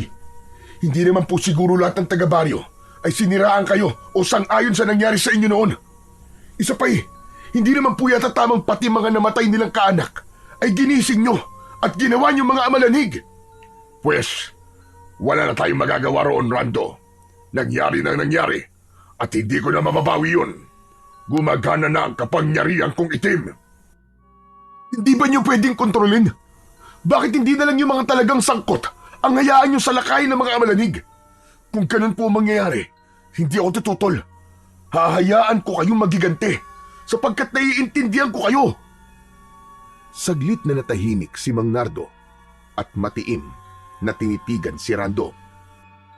Pwes, Hindi naman talaga ako masamang tao. Kung hindi lang inargabyado ang pamilya ko. At kung pinakitunguhan lang nila ako ng patas, hindi ko rin talaga kagustuhang magpasakop sa puwersa ng dilim at ng kapangyarihang itim. Napilitan lang ako sa pagnanais na makapaghiganti. Ang mabigyan lang ng hustisya ang pagkamatay ng pamilya ko ang talagang pakay ko. Oo, gusto kong sundin ang mga sinabi mo. Pero may kondisyon. Ano ang kondisyon, Mang Nardo? Pinag-usapan nila ang kondisyon ng gabing yun hanggang sa may mapagkasunduan sila. Samantala, sa pinakabaryo ay nagkakagulo na ang mga tao. Kanya-kanya sila ng tago. Pati ang mga kalalakihan ay natakot kalabanin ang mga amalanig na talaga namang pagkakabangis ng itsura at hindi pangkaraniwan ang bilis kumilos. Ang ilang minalas na nahuli ng mga amalanig ay todo sigaw. Gayunpaman, ang iba ay hinayaan nilang makatakas. Ang iba ay dumanas ng brutal na paglapa. Nagmistulang naging mapamili ang mga amalanig na yun. Para bang meron silang espesipiko na target. Isa sa mga naabutan at nahuli ng mga amalanig ay si Aling Corazon. Tulong! Tulungan niyo ako! Lalapain ako ng mga amalanhig! Tulong! Sinubukang ilabas ni Aling Corazon ang inihanda niyang bawang chips at ikiniskas ito sa katawan ng amalanig. Ngunit wala naman itong naging epekto. Sa halip ay lalo pang nanggigil sa kanya ito. Lalo ring humigpit ang pagkakahawak nito sa matanda. Ano pat bumaon sa balat nito ang matatalas nitong mga kuko. Hayop kang amalanhig ka! Bitiwan mo ako! Wala akong kasalanan sa'yo! Yung mga masasama lang ang lapain mo! Huwag ako! Pinilit na kumawala ni Aling Corazon hanggang sa isang paglinganyay na mataan niya si Rando na parang walang anumang naglalakad sa gitna ng mga kaguluhan. Malakas niya itong tinawag. Rando! Rando dito! Tulungan mo ako! Rando! Ngunit nang lumingon si Rando kay Aling Corazon, ay malamig lang itong tinitigan. Pagkaraan ay parang binaliwala siya ng binata. Pwisit! Anong nangyari sa sikyong yon? Para namang hindi niya ako nakilala. Ano ba yan? Hindi man lang ako tinulungan. Maya-maya pa, biglang binitiwan ng amalanig si Aling Corazon at malakas na itinulak. Aray ko naman! Damuhong amalanhig ka! Ano't tandiri ka sa tulad kong amoy lupa? Hayop na to at nag-inarte pa. Pero buti na lang. Aray ko! Sakit na mga kukumuntaragis ka. At ang Rando na yon, umanta talaga siya sa akin. Maingat at palihim na sinundan ni Aling Corazon si Rando. Tuwing may amalanhig na makakakita sa kanya, ay natuklasan niyang hindi siya pinapansin. Una ay nagtaka siya kung bakit. Pati ibang mga tao ay napansin din niyang hindi sinasalakay ng mga amalanig. Parang pili lang ang inaatake ng mga ito. Hanggang sa kakasunod ni Aling Corazon kay Rando, ay napadpad sila sa bahay ni na Kapitan Tonyo. Lalabas na sana si Aling Corazon mula sa pinagtataguang puno, ngunit natigilan siya nang mapansin niyang tila may isinisenyas si Rando sa mga amalanig sa paligid na parabang ito ang lider ng mga ito. Teka, paanong si Rando ang lider ng mga amalanhig? Apay paano nangyari yon? Hindi ba't may saanting-anting siyang bawang chips? Bakit hindi man lang nagiging iwas sa kanya o natatakot sa kanya ang mga amalanhig? Abay, kaya siguro parang hindi niya ako kilala kanina. Ang lagay pala'y kakampi niya ang mga amalanhig. Paano na ito? Kung susugurin ko siya, baka ako naman ang mapahamak. Teka, oobserbahan ko nga muna ang mga nangyayari. Nang makapagtago na ang mga amalanig, ay kinatok ni Rando ang pinto ng bahay ni na Kapitan Tonyo na mula pintuan hanggang mga bintana'y saradong-sarado. Kapitan! Kapitan, si Rando po ito! Buksan niyo po ang pinto! Nandito po ako para protektahan kayo! Maingat naman na pinagbuksan ng pinto ng kapitan si Rando. Halatang takot na takot ito habang pasilip-silip sa paligid. May hawak-hawak itong baril. Anak ka ng lintik ka! Pumasok ka, bilis! Kasalanan niyo ni Gilbert kung bakit nangyayari to. Hinayaan niyong makapasok sa sementeryo si Nando. Hindi namin kasalanan, Kapitan. O mas tamang sabihin, kasalanan niyo at ng iba pa sa baryo. Ano? Ano ba pinagsasasabi mong lintik ka? Pumasok ka na nga rito sa loob at baka nariyan na ang mga malanig. Bilisan mo! Hindi, Kapitan. Mas lalo kayo mapapahamak dito at mapapasok ng mga amalanig. Sumama na kayo sa akin. Isama niyo ang buong pamilya niyo. Sumunod kayo sa akin habang wala pa sa banda rito ang mga amalanig. At saan naman tayo pupunta, Ber? Baka ipahamak mo lang kami, Rando. Ayoko mapahamak ang pamilya ko. Sa baryohon po tayo, Kapitan. Nandun na rin po ang iba. Dinala namin sa covered court. Nandun na rin po si Gilbert at ang mga tanod niyo. Nakabantay sa gate. Sigurado ka ba riyan? Oo, Kapitan. Ligtas kayo ron. Sige, sandali lang at sasabihan ko ang asawa at mga anak ko. Ilang sandali lang ay palabas na ng kanilang bahay sina Kapitan Tonyo at ang kanyang pamilya. Nakasunod sila kay Rando habang takot na minamataan ang paligid. Samantala, ang nagtatago naman sa likod ng puno sa di kalayuan na si Aling Corazon ay naguguluhan sa kanyang nakikita. Saan pupunta ang mga yon? At bakit sila inaakay ni Rando? Ang Randong yon, hindi ko talaga maintindihan. Mukhang delikado si Kapitan at ang kanyang pamilya. Teka, dapat ko ba silang pigilan? Pero ano ang dahilan ni Rando? At ginagawa niya ang ganito? Mabuti pa ay sundan ko na lang sila kung saan man sila pupunta. Pagsapit sa covered court sa Barrio Hall, ay sumunod din si Aling Corazon sa loob. Nagtago siya sa kahit saang mapagtataguan. Ang pinili niyang pagtataguan ay malapit sa parang bodega. Naghintay siya roon kung ano ang susunod na mangyayari. Sa di kalayuan ay nakita niya ang sikyo na kasamahan ni Rando na si Gilbert. May kasama itong isang lalaking nakakapote ng kulay itim. Maingat nilang isinasarang maigi ang gate matapos makapasok ng pamilya ni Kapitan Tonyo. Aba, teka. Sinong lalaking yon? Bakit parang kamukha ni Rando? Dalawa si Rando? Leche, namamalikmata yata ko. May kakambal kaya si Rando? Maya-maya, lumapit sina Gilbert at ang lalaking nakakaputing itim kay Rando na akay-akay ang pamilya ni Kapitan Tonyo. Ang lalaking nakakaputi, todo yuko at tinatakpan ang muka gamit ang hood ng kaputi. Kayong dalawa, alam niyo na kung anong gagawin. Sa gabing ito, ay malulubos na ang pag-iiganti ko. Ay nakahanda na rin po kami ni Buddy. Sige na, pero bago pa ang lahat, ay i-check niyo muna ang buong court at baka may nakapasok na hindi dapat nakapasok. Kung hindi, may madadamay na inosente. Sige ho, yun ho talaga ang gagawin namin ni Buddy.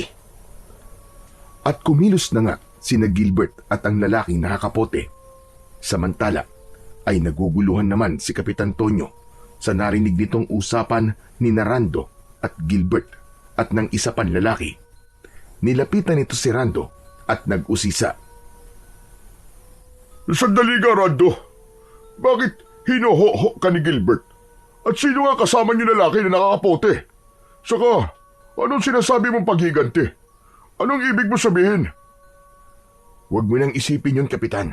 Ang importante, ligtas na kayo rito. Sumama na kayo sa mga taga-baryo na naghihintay sa inyo sa pinaka-court. Kilalanin niyo sila at alalahanin niyo nakalipas na siyang dahilan kung bakit kayo narito ngayon. Ano ka mo? Lintik na yan. Hindi kita maintindihan, Rando eh. Sige na, Kapitan. Sumunod na lang kayo sa akin nang wala nang tanong-tanong at naiinip na ako at ang mga alagad ko. Anong mga alagad ang pinagsasabi mo? Pinaglololoko mo ba ako, Rando? Kung ano-anong pinagsasasabi mong hinayupak ka eh. Sumunod ka na lang sa akin, Kapitan, at malalaman mo rin. Biglang pinagdiliman ng muka si Kapitan. Kaya naman ay nagawa nitong tutukan ng hawak na baril si Rando. Ngunit si Rando na may naging alerto at mabilis na inagaw ang baril ng Kapitan. Umugong ang pagkagulat ng mga kapamilya ni Kapitan. Tarantado ka, Rando! Anong ibig sabihin ito? Magpaliwanag ka! Ngunit hindi mo na sinagot ni Rando si Kapitan Tonyo. Sa halip ay pinagsisisipa niya ito at ang mga kapamilya nito habang tinututukan ng naagaw na baril. Napilitang magsisunod ang mga ito hanggang sa pinaka-covered court kung saan naroon ang ilang mga taga-baryo na pinagtulungan dalhin doon ni na Gilbert at ng lalaking nakakapote. Hayan, Kapitan. Magsama-sama kayo ngayon. Sila mga pinanigan mo. Sa halip na ako, na dati mong matalik na kaibigan. Itinakwil mo ko at ang pamilya ko. Alam mo ba kung gaano kasakit yun? Nasisiraan ka na ba ng ulo, Rando? Hindi ko alam ang mga pinagsasasabi mo. Oo nga pala. Hindi nga pala ako si Rando. Gusto mo malaman kung sino ako? Ako lang naman ang multo ng konsensya mo. Sukat noon din, gamit ang kanyang kapangyarihang itim, ay nagbago ng kanyang anyo si Rando. Bumalik siya sa totoo niyang anyo. Nang makilala naman ito ni Kapitan Tonyo, ay matinding takot ang lumarawan sa kanyang muka. Maigpit tuloy niyang nayakap ang kanyang asawa at mga anak. Nardo, paanong nangyaring? Hindi. Nasaan na totoong si Rando? Hindi ka totoo. Hindi ka totoo. Naalala mo ba, Tonyo, ang isinigaw ko nun sa'yo? Sabi ko'y, isang araw, ipaghihiganti ko ang hindi makatarungan sinapit ng mag-iina ko. At heto na yon.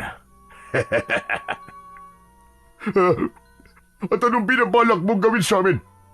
Anong binabalak mo? Ang mga katulad nyo ay hindi na dapat nagtatagal pa sa mundo, Tonyo. Mga ganid kayo at mapagsamantala sa mga katulad namin na nasa laylayan sa lipunan. Mas pinili niyo ang sarili niyong katayuan kaysa kumilos ng patas. Isa pa hindi ka tapat na kaibigan, Tonyo. Isa kang taksil. Siraulo ka ba, Nardo? Pinakinggan ko lang ang sigaw ng mas nakararami. Kahit alam mong puro walang katotohanan, pinakinggan mo. Kaya ngayon ay sinisingil ka na ng mga kaluluwa ng mag-iina ko. Kahit maglupasay ka pa ngayon sa harap ko at pagsisiya ng mga ginawa nyo ay huli na.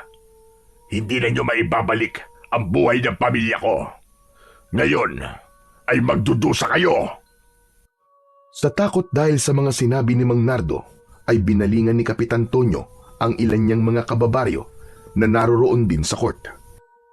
Lahat ay nagtatakang nagmamasid at nakikinig sa nangyayari. Lahat ay halatang mga natatakot din sa biglang pagbabagong anyo ni Rando at naging si Mang Nardo. Para silang nakakita ng multo. Mga kababaryo ko, pagtulungan natin ang Nardong to. Hindi totoo dinala niya tayo rito para iligtas mula sa mga amalangig. Ito'y isang panlilin lang. Nililang niya tayo. Narinig niyo mga sinabi niya, di ba? Papayag ba kayo sa gusto niya mangyari? Unay natakot ang mga taga-baryong yun, pero dahil sa sinabi ni Kapitan Tonyo ay nagalit ang mga ito. Kaya naman ay nagkanya-kanya sila ng dampot ng kahit na anong magagamit na sandata at sinimulang habulin at umugin si Mang Nardo. Ngunit si Mang Nardo ay mabilis naman tumakbo patungo sa gate kung saan nag-aabang sina Gilbert at ang lalaking nakakapote na walang iba kundi ang totoong si Rando. Sige, sigurin yung demonyong Nardo na yan. Akala siguro niya, ha?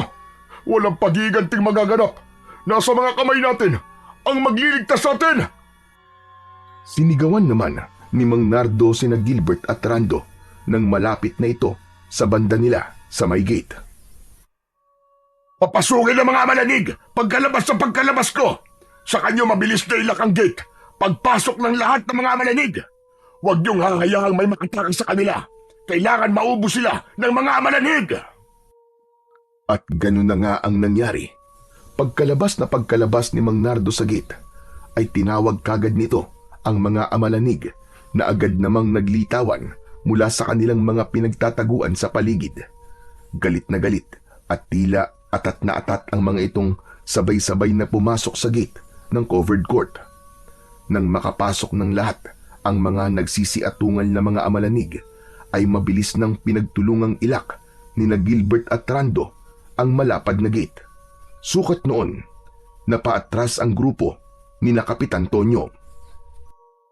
Anak ng hinayupak! Atras mga kababaryo ko! Iligtas niyo ang inyong mga sarili! Samantala, ay lalayo na sana si Mang Nardo, Gilbert at Rando mula sa covered court nang may mapansin si Rando na kumakaway at patakbong sumisigaw sa direksyon nila. Teka, si Aling Corazon! Nasa loob ng covered court si Aling Corazon! Mang Nardo, hindi siya dapat naroon! Naku po, paano siya napunta ron, buddy? Anong gagawin natin? Babihira! Ang matandang yun na naman. Mukhang sinundan pala ako sa pag-aakalang ako talaga si Rando. Delikado siya. Sa dami ng namarkaan ko ng tanda na mga dapat lang lapain ng amalanig, ay hindi na siya mapapansin ng mga ito at mapagkakamalan siyang kabilang sa mga lalapain. Teka, hindi ho siya dapat madamay, Mang Nardo. Kailangan ko siyang iligtas. Nang wala ng patumpik-tumpik pa, ay agad nang tumakbo si Rando pabalik sa loob ng covered court. Buddy, wag! Anak ng lagot na. Delikado ka na, buddy. Mang Nardo, wala ba kayong gagawin? Nagkibit balikat lang si Mang Nardo. Sa mga mata nito'y naroon ang matinding lungkot na hindi maipaliwanag. Hayaan mo lang siya. Malakas ang enerhiyang taglay ng kanyang mutya ng sumasabog na bawang. Sige, maiwan na kita.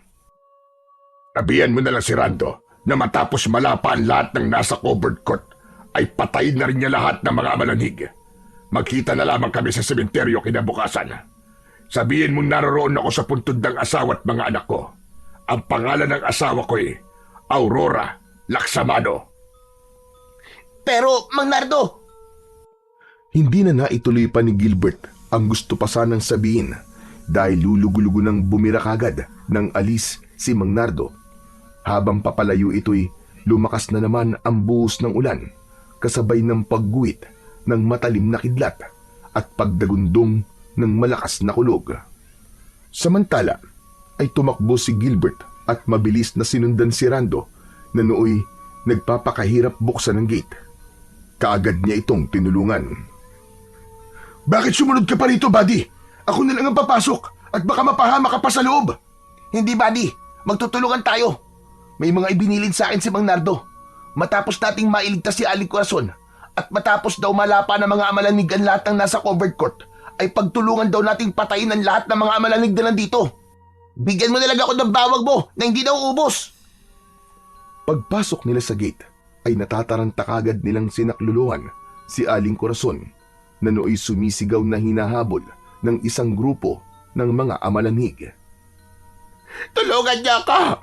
Rando, bilisan niyo! Baka ma-rape ako baka malapa ako ng mga amalanig! Habang tumatakbo'y inaabutan ni Rando si Gilbert ng isang dakot na bawang chips. Sige, Gilbert, hagisan mo kaagad ang mga amalanig na yun. Kapag paubos na, lumapit ka lang sa akin para mabigyan kita ulit. Basta't huwag kang ganong lalayo sa akin. Sige, buddy. Masusunod. Medyo nahirapan pang iligtas ni Rando at Gilbert si Aling Corazon pagkat atat na atat sa kanya ang tatlong mga lalaking amalanig na pares nitong mga matatanda na. Idagdag pa ang ilang mga taga-baryo na hinahabol ng mga amalanig. Kabilang na si Kapitan ay nagpapasaklolo rin sa kanila at tinangkang humingi rin ng bawang chips. Naaawa tuloy ako sa kanila, buddy. Bigyan na rin kaya natin sila ng bawang chips. Wag, buddy. Nakipagkasundo kay Mang Nardo. Kapag ginawa natin yun, pati tayo lalapain ng mga amalanig. Kapag nalaman din niya idadamay niya pati mga pamilya natin. Naging napakahaba at sobrang nakakapagod ng gabing yon para kina Rando at Gilbert. Matapos nilang mailigtas si Aling Corazon, ay hinintay pa nilang malapa lahat ng mga amalanig ang mga nasa covered court. Tila isang bangungot ang kanilang nasaksiyan. Napakabrutal at madugo. Sumunod ay pinagtulungan naman nilang pasabugin ang lahat ng mga amalanig sa pamamagitan ng di nauubos na bawang chips ni Rando. Maging si Aling Corazon ay tumulong na rin. Matapos ang lahat ay napaiyak ang tatlo dahil sa napakaraming mga bangkay sa paligid. Kawawa naman ang mga nalapa.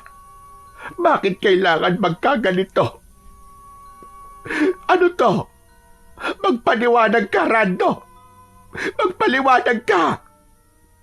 Ganun po talaga, Aling Corazon. May mga kasalanang kailangang pagbayaran.